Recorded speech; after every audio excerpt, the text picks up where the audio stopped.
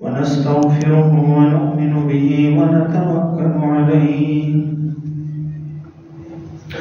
ونعوذ بالله من شرور أنفسنا ومن سيئات أعمالنا من يهده الله فلا مضل له ومن يضلل فلا هادي له ونشهد أن لا إله إلا الله وحده لا شريك له ونشهد أن سيدنا ومولانا محمدا عبده ورسوله أرسله بالحق بشيرا ونذيرا وداعيا إلى الله بإذنه وسراجا منيرا أما بعد فأعوذ بالله من الشيطان الرجيم بسم الله الرحمن الرحيم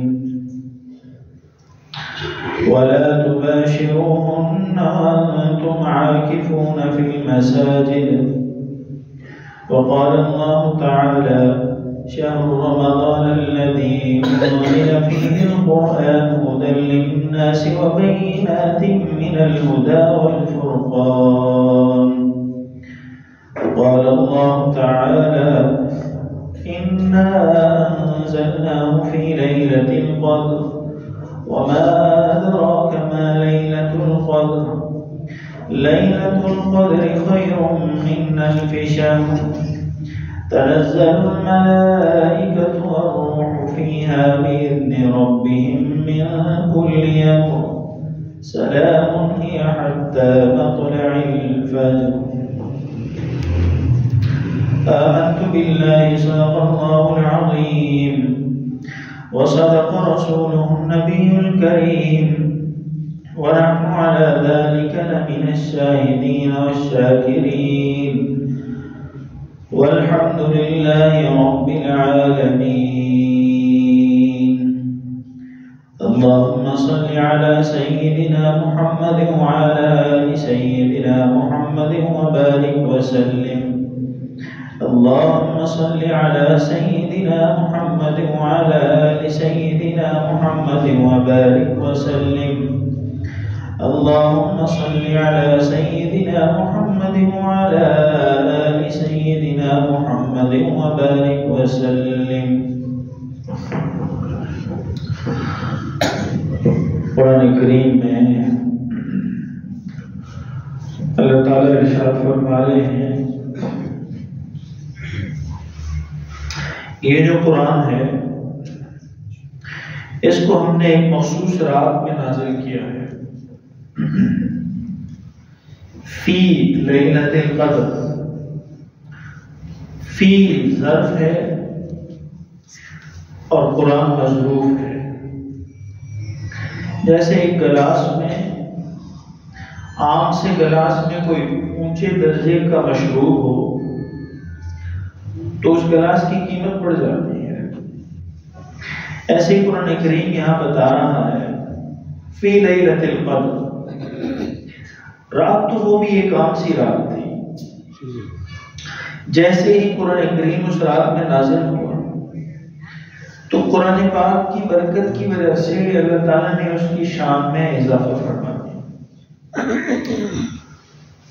اور رات کس مہینے کی تھی رات کو رمضان کی تھی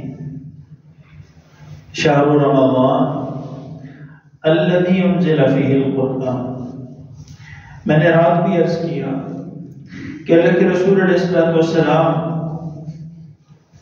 اس مبارک رات کی تلاش کے لیے صحابہ کے ساتھ اعتکاف میں تشریف فرما ہوئے 10 دن کا اعتکاف چل رہا تھا جب 10 دن گزر گئے تو اگلے 10 دن کے لیے صحابہ کرام اعتکاف میں بیٹھ گئے حضرت کے ساتھ اور جب 20 دن ہوئے تو کچھ صحابہ نے اپنا سامان واپس بھیج دیا گھروں کو تو اللہ تعالیٰ نے رسول اللہ صلی اللہ تعالیٰ علیہ وسلم کو بذریعہ وحی مطلع فرمایا کہ یہ جو رات ہے جس میں قرآن اللہ تعالیٰ نے اتارا ہے وہ رات رمضان کے آخری 10 دنوں میں ہوتی ہے۔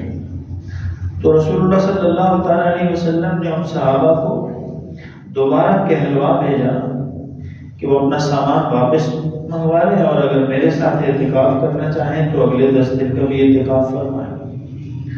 تو پہلے جب تک تعین نہیں تھی تو پورے مہینے کا اعتکاف تھا، اور جب تعین ہو گئی تو پھر 10 دن کا اعتکاف ہوا۔ صحابی فرماتے ہیں رسول اللہ صلی اللہ تعالیٰ علیہ وسلم نے ہمیں ارشاد فرمایا کہ یہ وہ مبارک رات ہے کہ جس میں جب میں نے صبح دیکھا تو میں کیچڑ اور پانی اور مٹی میں سجدہ کر رہا ہوں۔ اور صحابی فرماتے ہیں کہ یہ 21ویں شب تھی، آخری عشرے کی 21ویں شب تھی۔ اور صحابی فرماتے ہیں کہ میں نے دیکھا اپنی آنکھوں سے کہ چونکہ مسجد نبوی کچی تھی اور اس کی فرش پر بھی سنگریزے اور مٹی ہوتی تھی،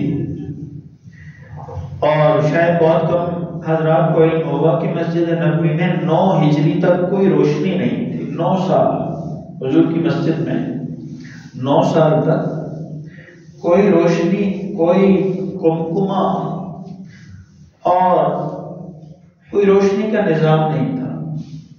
اور یہ روشنی کا نظام حضرت تمیم داری رضی اللہ تعالیٰ عنہ جب شام تشریف لے گئے تو شام چونکہ قبل مسیح سے حضرت عیسیٰ علیہ السلام سے بہت پہلے سے شامی سلطنت موجود ہے اور آثار آج بھی موجود ہیں۔ تو وہاں عیسائی حضرات اپنی عبادت گاہوں میں جو روشنی کے لیے انتظام کرتے دیے کا، تو حضرت تمیم داری رضی اللہ تعالیٰ عنہ وہاں سے دیا لے آئے، لالٹین لے آئے، اور رسول اللہ صلی اللہ تعالیٰ علیہ وسلم کی مسجد کو روشن فرما دیا۔ اس پر بات پہلے بھی ہو چکی ہے۔ صحابی فرماتے ہیں چونکہ مسجد نبی کی زمین کچی تھی اور اس رات اللہ کی رحمت بھی برسی تھی، تو میں نے صبح رسول اللہ کو دیکھا جب حضور یہ بات ارشاد فرما رہے ہیں تو آپ علیہ السلام کی پیشانی مبارک پر کیچڑ اور مٹی کے کچھ داغ اور نشان ہیں۔ تو معلوم ہوا مسجد کچی ہو یا پکی ہو، روشن ہو یا اندھیری ہو، اس کی اپنی فضیلت اور اہمیت ہے، وہ ختم نہیں ہو سکتی۔ مسجد کی اپنی اہمیت ہے، اور رسول اللہ صلی اللہ تعالیٰ علیہ وسلم پھر ہر سال اعتکاف فرماتے، اور رسول اللہ صلی اللہ تعالیٰ علیہ وسلم کے ارشادات کی روشنی میں صحابہ فرماتے ہیں کہ اللہ تعالیٰ نے اپنی حکمت کاملہ کے ذریعے اس رات کی تعین کو چھپا دیا۔ کئی وجوہات ذکر کی ہیں۔ ایک وجہ تو یہ ہے کہ اس کی اتنی فضیلت ہے، اس کی اتنی رفعت اور بلندی ہے کہ کچھ لوگ ایسے ہو جاتے جو صرف اس رات پر عبادت کرتے اور پورا سال یا پوری زندگی عبادت نہ کرتے، مخصوص رات ان کو پتہ چل جاتی، اور کچھ ایسے کمبخت بدبخت بھی ہوتے ہیں کہ جو اس رات بھی گناہوں پر دلیری کرتے رات معلوم ہونے کے باوجود، تو جب یوں ہو جائے تو اللہ کے عذابات آنے کا خطرہ ہوتا ہے۔ تو اللہ تعالیٰ نے اپنی حکمت کاملہ سے اس کو پردے میں رکھ دیا، چونکہ آپ جانتے ہیں کہ سڑک پر گالی دینا اور اللہ کے گھر میں گالی دینا، ان دونوں میں بہت فرق ہے۔ سڑک پر حاجت پیشاب کر دینا اور اللہ کے گھر میں حاجت پیشاب کر دینا، اس میں بہت بڑا فرق ہے۔ اور مسجد میں گالی دینا اور بیت اللہ میں گالی دینا، اس میں بھی بہت فرق ہے۔ اس کی بہت حیثیت ہے، یہ اس کی بیٹیاں ہیں مساجد۔ تو اس لیے اللہ تعالیٰ نے اپنی حکمت کاملہ کے ذریعے سب پر کرم فرمانے کے لیے اس کو چھپا دیا، اور یہ بتا دیا کہ طاق راتوں میں صرف 10 میں نہیں، طاق راتوں میں تم اس کو تلاش کر لو، اور انہی طاق راتوں میں سے کسی ایک رات میں یہ اللہ تعالیٰ تمہیں حاصل فرمائیں گے۔ قدر کیوں کہتے ہیں اس کو شب قدر؟ تو علماء نے لکھا ہے، امام زہری رحمۃ اللہ علیہ نے، کہ قدر کی کئی وجوہات ہیں۔ ایک بڑی وجہ تو یہ ہے کہ یہ خود بڑی قدر والی رات ہے، اور ایک یہ وجہ بھی لکھی کہ انسان کی اپنی کوئی قدر نہیں ہے، تو جب اس رات کو اللہ کو راضی کر لیتا ہے تو اس رات کی قدر کی وجہ سے اس کی بھی قدر ہو جاتی ہے، اللہ کی نگاہ میں قدر بلند ہو جاتی ہے، قدر بڑھ جاتی ہے، مرتبہ بڑھ جاتا ہے۔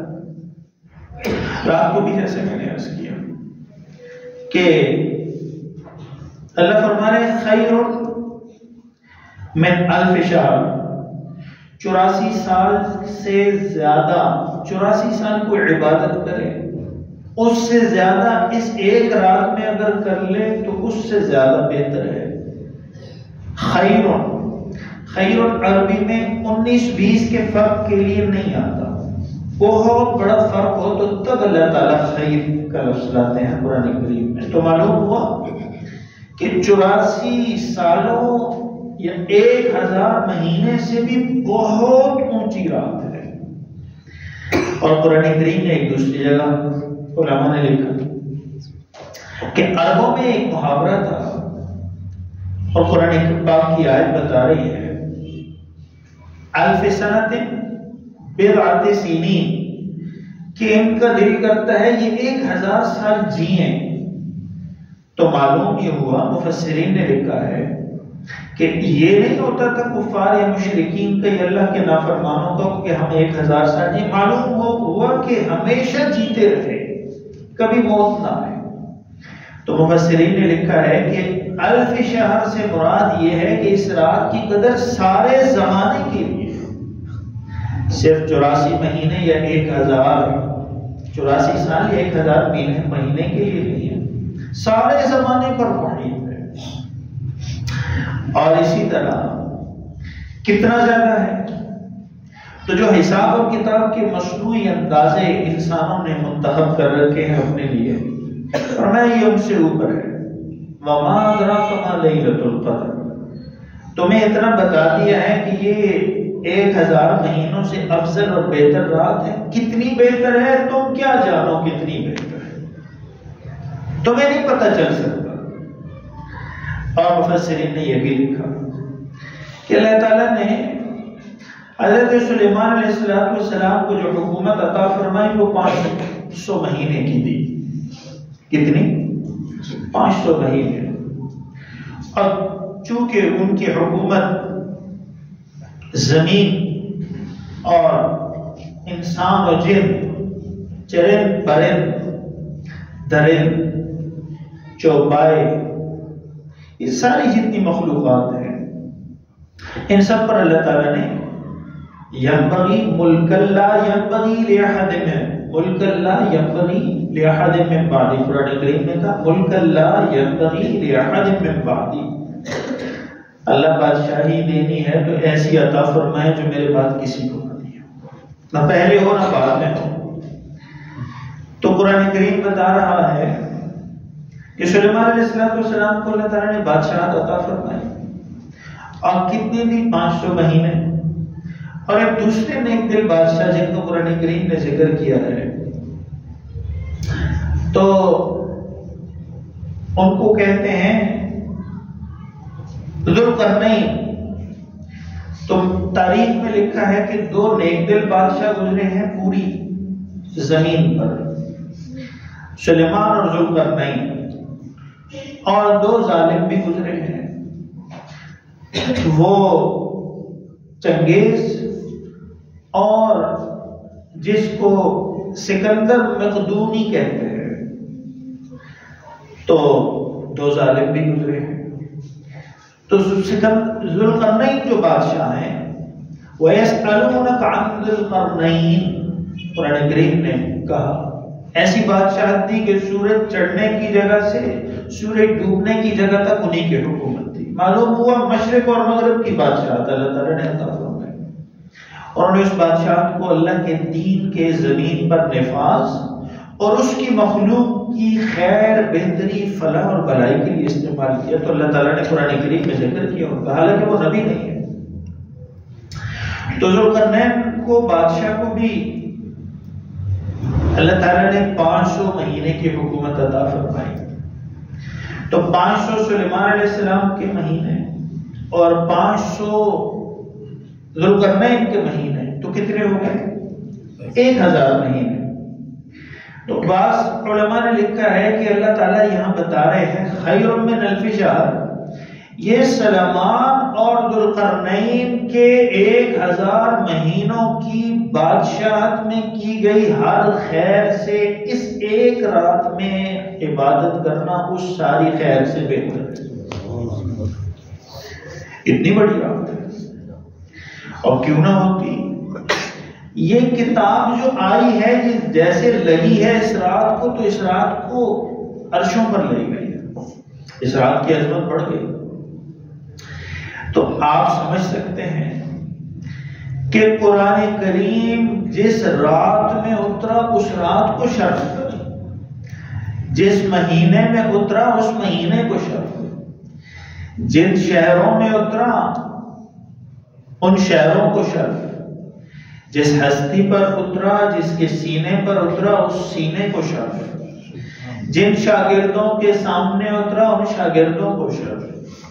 تو معلوم ہوا جس جس سینے میں یہ قرآن کریم ہوگا باقی سینوں سے اللہ تعالیٰ اس کو شرف عطا فرمائیں گے۔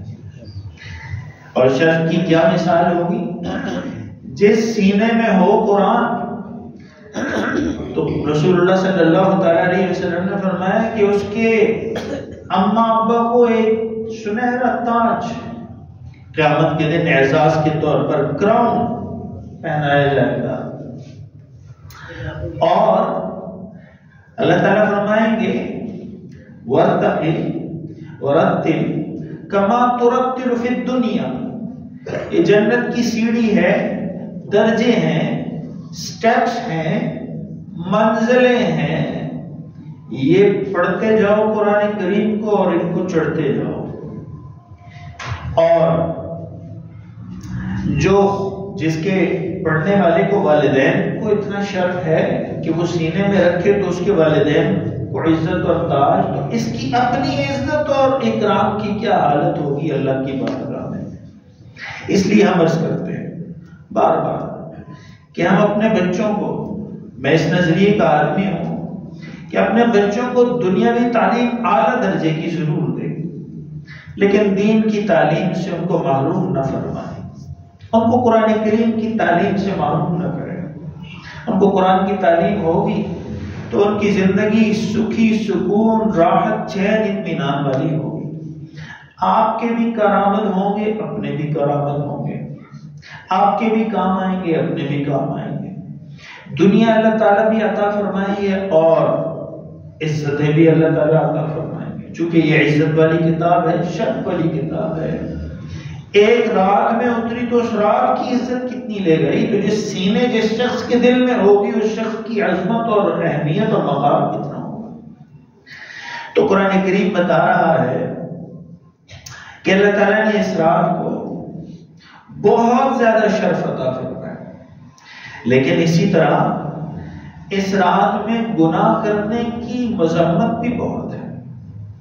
اس رات میں گناہ کرنے کی مذمت بھی بہت ہے، اور صحابہ کرام رضوان اللہ تعالی علیہم اجمعین حضور کے فرامین کی روشنی میں ہمیں بتاتے ہیں کہ اس رات میں سب کی بخشش ہو جاتی ہے، عبادت کرنے والوں کی، اللہ کو یاد کرنے والوں کی، اللہ کو راضی کرنے والوں کی، اللہ کے آگے کھڑے ہونے والوں کی، اللہ کے آگے مناجات کرنے والوں کی، اللہ کے آگے دعا کرنے والوں کی، رب کو راضی کرنے والوں کی، اور وہ رہ جاتے ہیں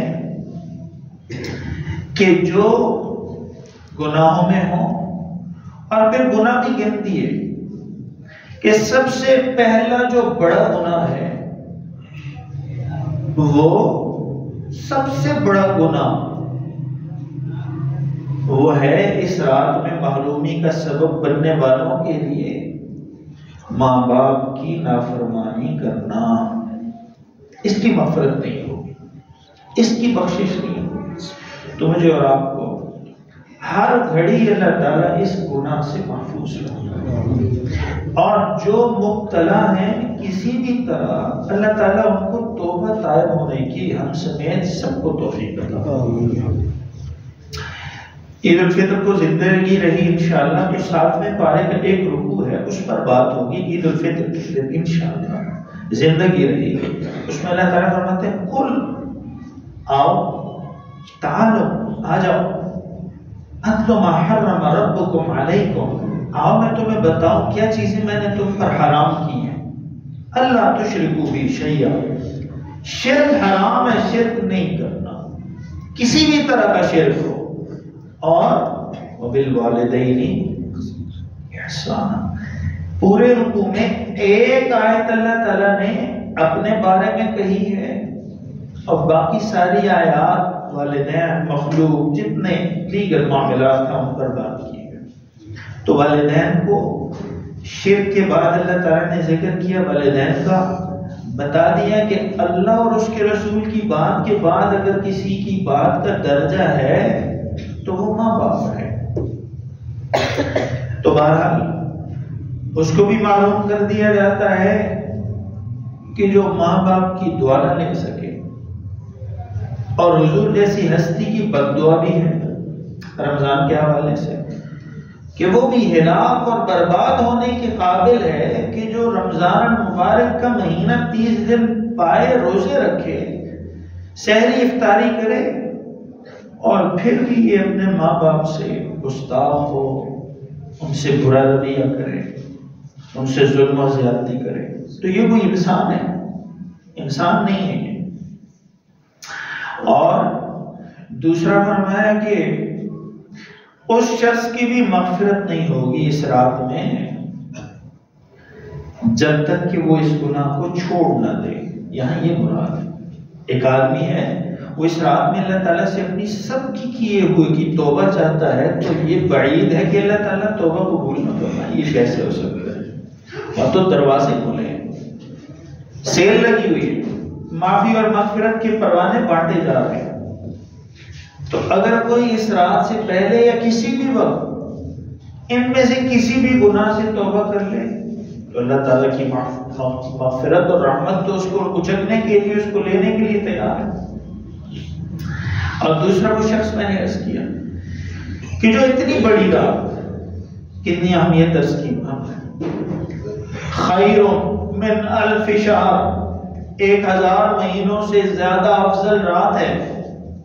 رسول اللہ صلی اللہ تعالی علیہ وسلم نے پہلی امتوں کے نیک عابد اور زاہد شخص کا واقعہ بیان فرمایا کہ اس نے 1000 مہینے عبادت کی، رات کو عبادت کرتا، دن کو جہاد کرتا۔ تو صحابہ کے دل میں آرزو پیدا ہوئی، تو اللہ تعالیٰ نے قرآن کریم اتار دیا، سورہ قدر میں بتا دیا کہ آپ کو صرف ایک رات ایسی عطا کر دوں گا آپ کی برکت سے، آپ کی امت کو، کہ وہاں وہ 1000 مہینے عبادت کرتا رہا، دن کو جہاد، یہاں ایک رات میں رب کو راضی کر لیں تو اس سے زیادہ اجر اور ثواب حضور کی برکت سے۔ سب برکتیں تو حضور کی وجہ سے ہیں، قرآن کریم کی وجہ سے ہیں، قرآن اور صاحب قرآن کی وجہ سے ہیں، قرآن اور صاحب قرآن کی وجہ سے ہیں۔ تو فرمایا کہ دوسرا وہ شخص، ایک تو وہ ہو گیا اس رات میں جو اپنی مغفرت نہیں کروا سکا، توبہ نہیں کر سکا، تب توبہ کر لی تو توبہ تو سب کچھ صاف کر دیتی ہے۔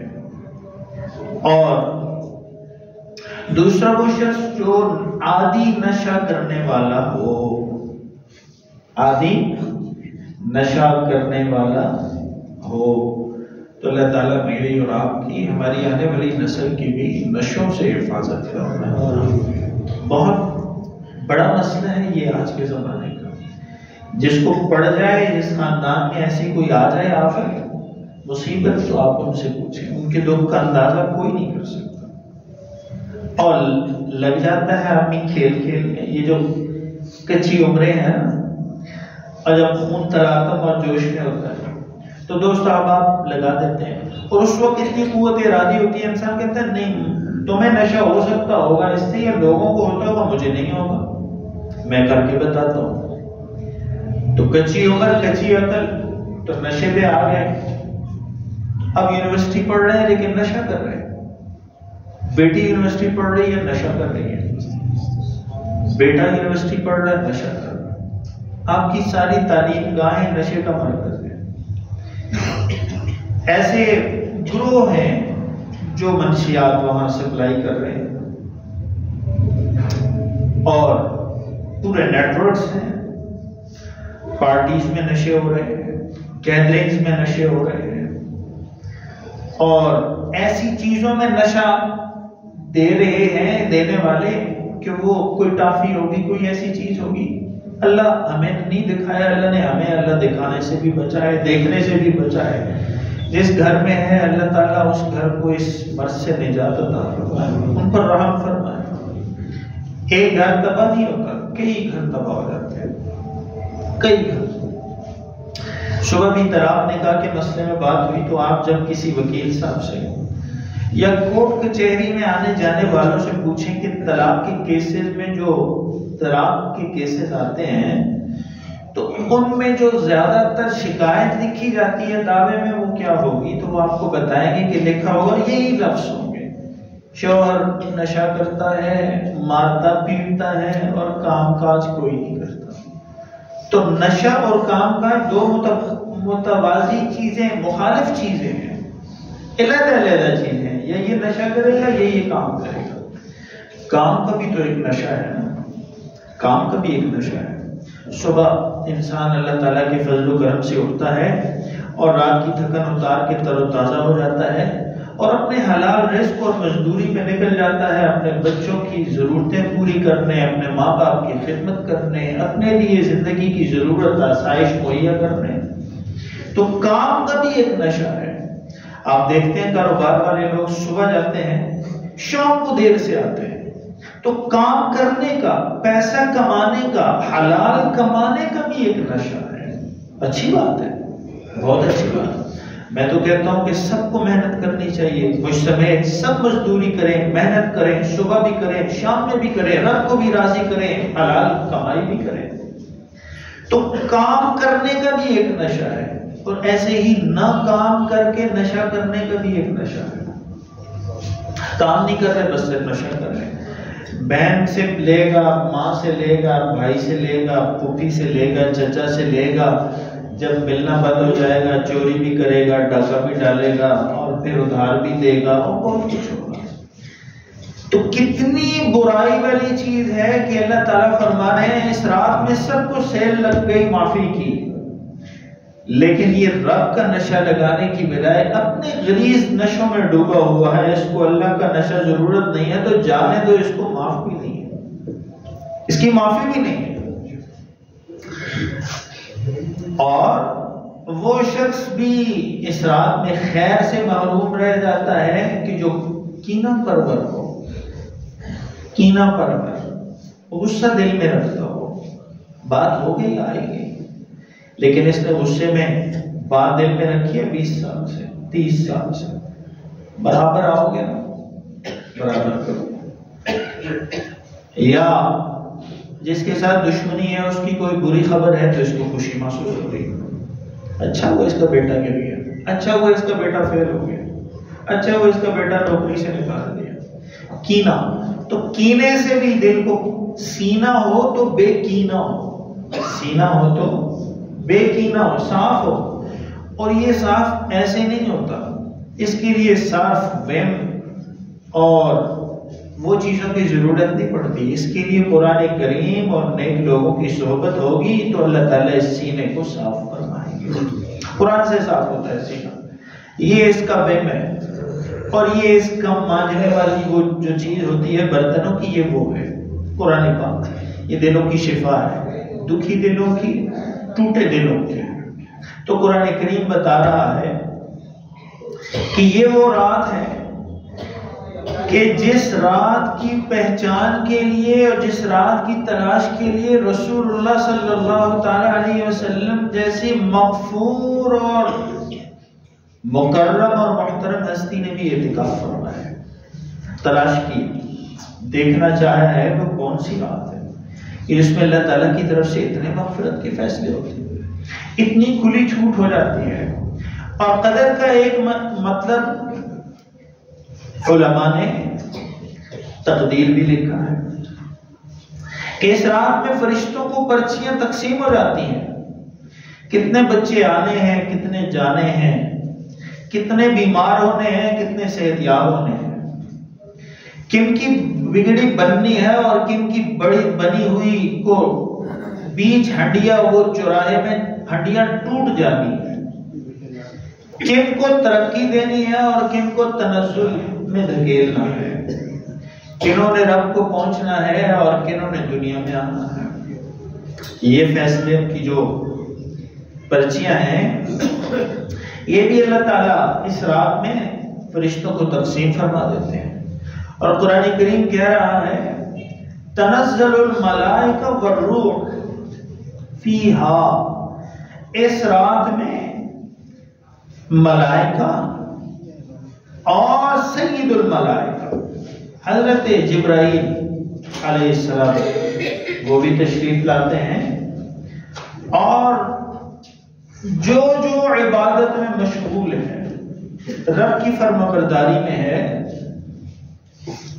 اس کو سلام کہتے ہیں، اس کی تعریف کرتے ہیں، اس کی دعاؤں پر لبیک اور آمین کہتے ہیں۔ اور اعتکاف سے بات، بیچ میں اعتکاف کی بات بھی میں نے عرض کی کہ اعتکاف بھی اسی رات کی تلاش کی بھی ہے، اور علماء نے لکھا ہے کہ اعتکاف کی 3 اقسام ہیں۔ ایک قسم واجب اعتکاف، نظر کا اعتکاف، منت کا اعتکاف، جو واجب نظر یا منت واجب ہو جاتی ہے اور پسندیدہ نہیں ہے ویسے نظر اور منت ماننا۔ کس کو کہتے ہیں نظر اور منت؟ یہ بھی عرض کر دوں، میرا کام، میری نوکری لگ جائے گی تو میں انشاءاللہ 10 دن کا اعتکاف کروں گا، تو یہ اللہ کے ساتھ شرط ہے، تو منع فرمایا کہ یوں نہ کرو، میرا کام اللہ کرے گا تو میں یہ کروں گا، لیکن اگر کوئی کہہ دے تو یہ واجب ہو جاتا ہے، یہ پھر اس کو کرے گا، اس کی ذمہ ہے، اور جو کہا ہے وہی کرے گا۔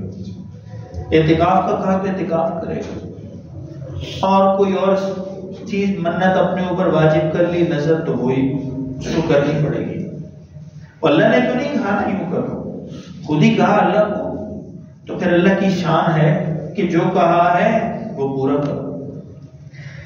تو یہ واجب اعتکاف ہے، 3 دن کا ہو، 10 دن کا ہو، جتنے بھی دن ہو۔ اور ایک سنت اور مسنون اعتکاف ہے، وہ اعتکاف جو اس مہینے میں، رمضان کے مہینے میں ہر مسجد میں بیٹھا جاتا ہے، بیٹھتے ہیں، گھروں میں ہماری مائیں بہنیں اور مساجد میں ہمارے مرد۔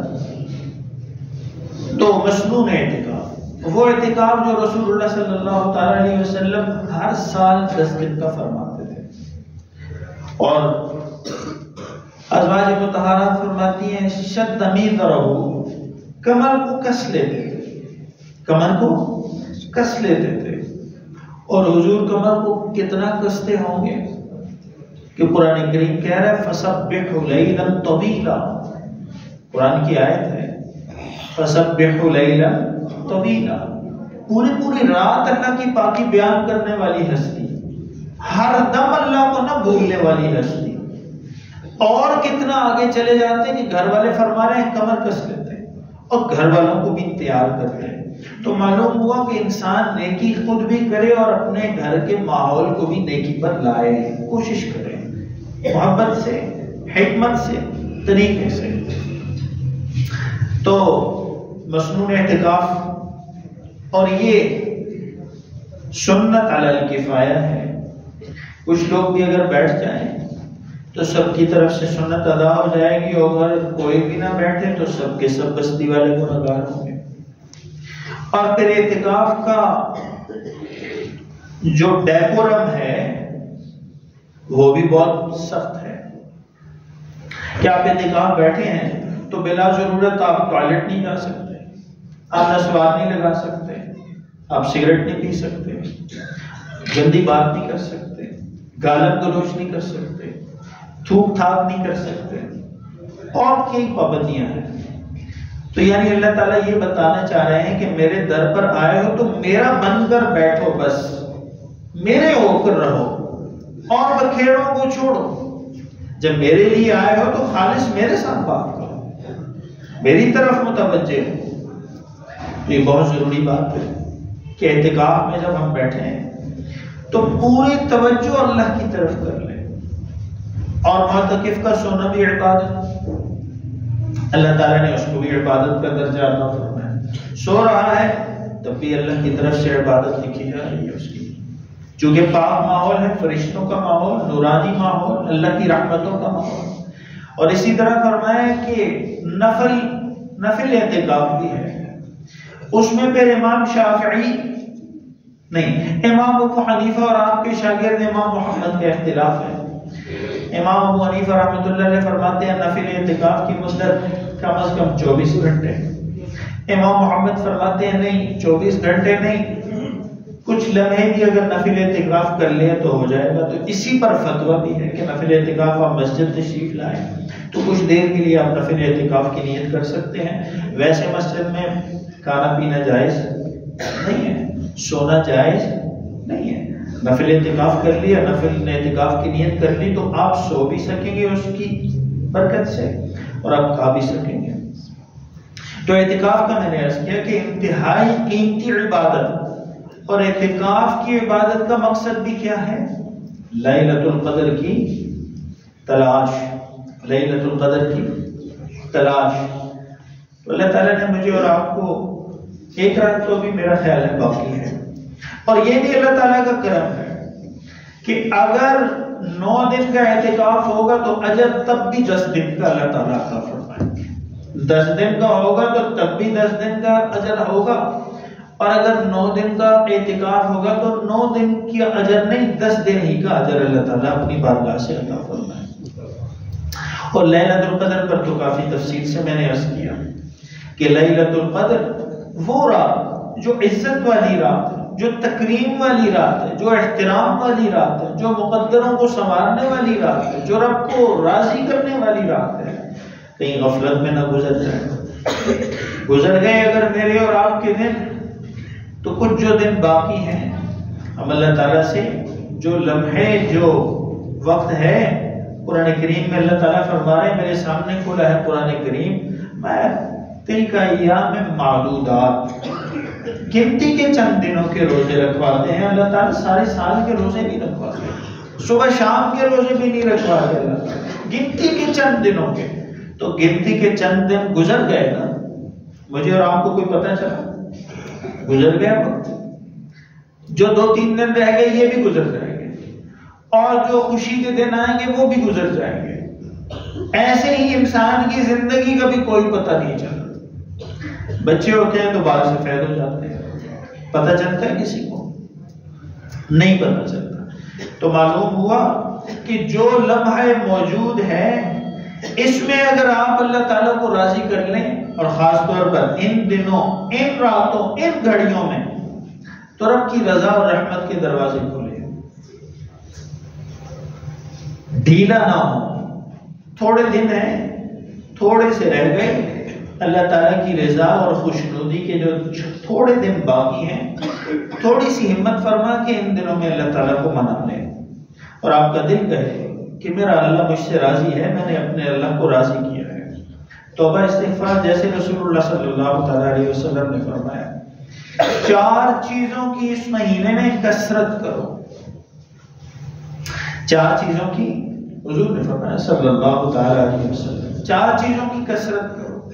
میں لا الہ الا اللہ کی کثرت کرو، اور ہم لا الہ الا اللہ کو صرف اس حد تک سمجھتے ہیں کہ جو کوئی مسلمان ہونا چاہے تو وہ کلمہ پڑھ لے، ہمیں تو ضرورت نہیں ہے، ہم جب مرنے لگیں گے تو تب پڑھ لیں گے، اور جب مسلمان کوئی ہو تو پڑھ لیں گے، ورنہ تو کلمے کا بیچ میں کوئی پارٹ یا کوئی اس کی خاص کوئی ضرورت ہمارے ذہن میں ہوتا ہے، ہمارے طرز عمل سے اندازہ ہوتا ہے کہ کوئی خاص اس کی اتنی ضرورت نہیں ہوگی، لیکن حضور فرما رہے ہیں کہ اس کی کثرت کرو۔ تو لا الہ الا اللہ، لا الہ الا اللہ، لا الہ الا اللہ. زبان عادی ہو تاکہ اللہ کے نام پر، اور کچھ پڑھ کر آخر میں آپ محمد الرسول اللہ کہہ دیا کریں. لا الہ الا اللہ، لا الہ الا اللہ. ایک وقت آتا ہے کہ انسان کے دل کی دھڑکن اس کے ساتھ میچ کر جاتی ہے کثرت ذکر سے. پھر ایک آگے کا مرحلہ ہے کہ اس کو دل کی دھڑکن علیحدہ محسوس ہوتی ہے اور اللہ کے نام کا ذکر علیحدہ محسوس ہونے لگتا ہے. اللہ تعالیٰ مجھے اور آپ کو وہ کیفیت بھی عطا فرمائے. لا الہ الا اللہ. اور کچھ پڑھنے کے بعد پھر محمد الرسول اللہ. اور دوسرا فرمایا کہ استغفار کی کثرت ہو اس مہینے میں. تو استغفار جو دن رہ گئے میرے اور آپ کے، مجھے بھی پتا ہے کہ کیسا گزرا ہے میرا رمضان. کوئی خاص نہیں گزرتا ہمارا رمضان. بعض اوقات تو ایک قرآن پاک بھی ناظرہ خوانی سے بھی ہم مکمل نہیں کر سکتے.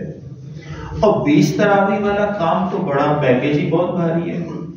اس کے لیے تو آج کل مارکیٹ میں نئے نئے نام، نئے نئے لوگ ہیں. وہ کہتے ہیں اتنی ہیں ایسے ہیں. اپنی عقل کے گھوڑے بھی دوڑاتے ہیں.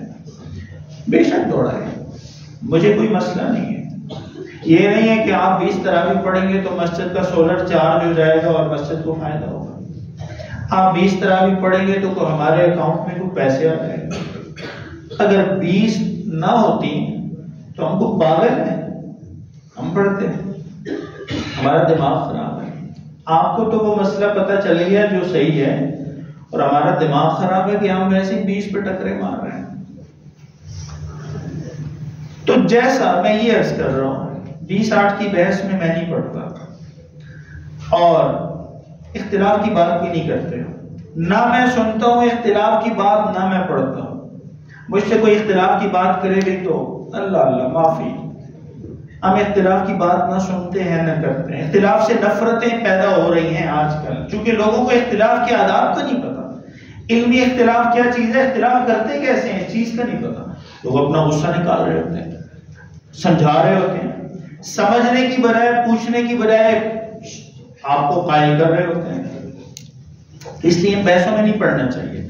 کام کی بات یہ ہے کہ رمضان المبارک میں آپ نے کتنی بھی پڑھی نہیں پڑھی یہ آپ جانے، آپ کا رب جانے.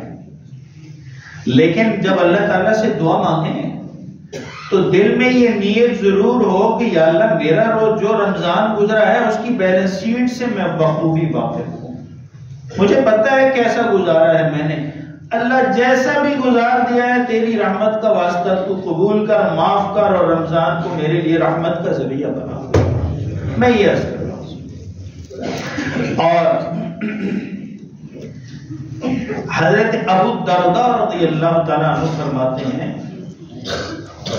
کہ تنہائی کا گناہ ایسی چیز ہے کہ وہ انسان کو مخلوق کی نظروں میں چھوٹا کر دیتا ہے اور اس کے رزق کو تنگ کر دیتا ہے اور اس کے بنتے کاموں کو بگاڑ دیتا ہے. تو اس سے بھی رمضان مبارک میں بھی ہم بچنے کی کوشش کریں اور رمضان مبارک کے بعد بھی بچنے کی کوشش کریں. کوئی ایسی چیز نہ ہو موبائل میں یا ویسے بھی زندگی میں کہ کوئی جس سے اللہ اور اس کے رسول کی نافرمانی کی بو آتی ہو یا انسان اس طرف جاتا ہو. تو مجھے اور آپ کو اللہ تعالیٰ تنہائیوں کے گناہوں سے بھی معاف فرمائے، تنہائی بھی پاک کرنے کی توفیق عطا فرمائے. چوتھی بات رسول اللہ صلی اللہ تعالیٰ علیہ وسلم نے تیسری بات فرمائی. بھائی چندہ کر لیں تو پھر انشاءاللہ بات مکمل کرتے ہیں، وقت بھی ہو رہا ہے. تیسری بات فرمائی اللہم انی اسألک الجنہ. اللہ تعالیٰ سے جنت کا سوال کرو، وہ جنت جس کو ہماری زندگی میں کوئی اتنی زیادہ امپورٹنس ہم فیل نہیں کر. میں وہ نوجوان نسل والی زبان استعمال کروں، اتنی زیادہ امپورٹنس ہم فیل نہیں کرتے. اسی دنیا کو جنت بنانا چاہ رہے ہیں. یہاں کبھی بیمار بھی نہ ہو، یہاں کبھی سردی نہ لگے، نہ گرمی نہ لگے، نہ ناکام ہو، نہ پیسہ کم ہو، نہ کوئی ناراض ہو، نہ ہم کسی سے ناراض ہوں. جو چاہے ہو جائے، جو دل میں آئے وہ ہو جائے. میرا دل کرے صبح میرے پاس فلاں چیز ہو تو وہ حاصل ہو، کل فلاں چیز ہو تو وہ حاصل ہو. ایسا ممکن نہیں ہے، یہ جنت نہیں ہے، یہ دنیا ہے۔ یہاں درد ہے، تکلیف ہے، خوشی بھی ہے، راحت بھی ہے، سکون بھی ہے، بے آرامی بھی ہے، نفرتیں بھی ہیں، محبتیں بھی ہیں۔ تو اس لیے حضور پاک علیہ السلام نے فرمایا وہ ٹھکانہ جو ہمارا اصل ٹھکانہ ہے اور جس کا بہت پچھتاوا ہوگا، پھر کیا کہے گا؟ یقول یا لیتنی کنت ترابا، اللہ میں فیل ہو کر کیسی جگہ آ گیا ہوں، یا اللہ اس سے تو میں مٹی کے ساتھ مٹی ہو جاتا تو اچھا۔ اللہ تعالیٰ فرما رہے ہیں، حسرت کو ذکر کر رہے ہیں۔ تو حسرتوں سے بچنے کے لیے فرمایا کہ جنت کا طلب بھی کرو اس مہینے میں کثرت سے۔ تو کیا کہو؟ اللہم انی اسألک الجنہ، یا اللہ میں آپ سے آپ کی جنت کا سوال کرتا ہوں۔ پھر جنت میں مانگو تو وہ جنت مانگو جو جنت الفردوس ہے، اور جنت الفردوس میں پھر رسول اللہ صلی اللہ تعالیٰ علیہ وسلم کا پڑوس بھی مانگو اللہ تعالیٰ سے، کہ حضور کے پڑوس میں جنت عطا فرما، اور اس چیز سے بھی پناہ مانگو کثرت سے۔ حضور فرما رہے ہیں صلی اللہ تعالیٰ علیہ وسلم کہ رمضان مبارک کی اس برکتوں والے مہینے میں اس چیز سے بھی پناہ مانگو کہ جس کی تم تاب نہیں لا سکتے، دنیا میں آگ کی تاب نہیں لا سکتے۔ آگ جل جائے، مریض جل جائے، آپ دیکھتے ہیں سب علاجوں کے لیے ہسپتال بنتے ہیں جہاں سب علاج ہوتے ہیں، لیکن جلے ہوئے کے لیے علیحدہ سے یونٹ بنائے جاتے ہیں، بنتے ہیں نہیں بنتے، برن یونٹ بنتے ہیں نہیں بنتے، علیحدہ سے بنائے جاتے ہیں۔